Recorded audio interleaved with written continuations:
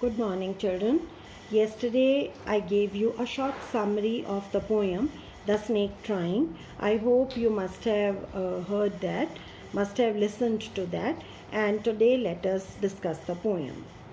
Most of us think of snakes as fearsome symbols of death, but the snake in this poem is itself a victim.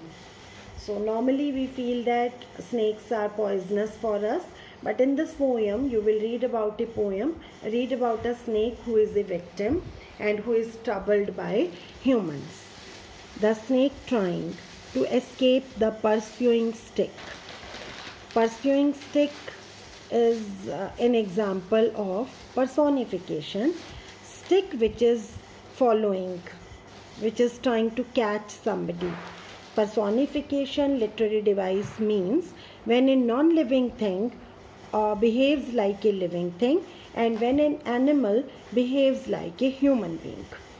So here stick is pursuing means stick is behaving like a living thing. So this is an example of personification. To escape the pursuing stick means somebody is trying to hit the snake with stick and the snake is trying to escape that, it is trying to run away from that stick. With sudden curvings of thin long body. Snake's body is thin and long, and curvings means it is moving in fear, so suddenly it is moving. How beautiful and graceful are his shapes. These words are showing that the poet likes snake, poet likes the movement of the snake. That is why he says that the looks of the snake are very beautiful and graceful. He slides, he, for whom is the poet using he? The poet is using he for snake. So this is also personification. He glides, glides means moves fast. He glides through the water away from the stalk. Stalk, which stalk is being referred to? The stalk here refers to the stick, hit by the stick, and the snake is moving fast into the water away from the stick. Oh, let him go. Oh, let him go. Who is talking to whom? The poet is talking to the person who is trying to hit the snake, and him here refers to the snake. Over the water, into the reeds to hide without hurt. Reeds means the plants which are growing inside the water. So the poet is making a request to the person who is trying to kill the snake that he should let the snake go into the water and be hidden in the plants, in water plants, without hurt, without being hurt and hit by the stick. Small and green, he is harmless even to children.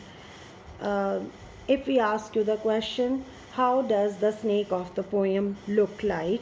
So you will use these two words also. He is small and green in color.